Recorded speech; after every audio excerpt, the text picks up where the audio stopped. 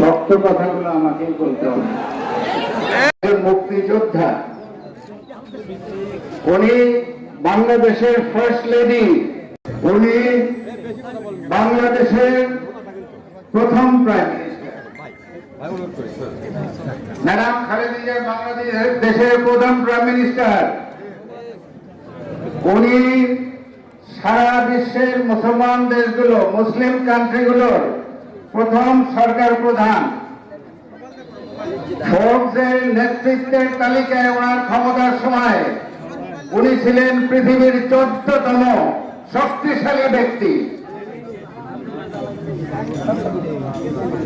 গণতন্ত্রের মা, দেশনেত্রী, জননেত্রী খালেদা জিয়া পৃথিবীর সবচাইতে নির্যাতিত ব্যক্তি।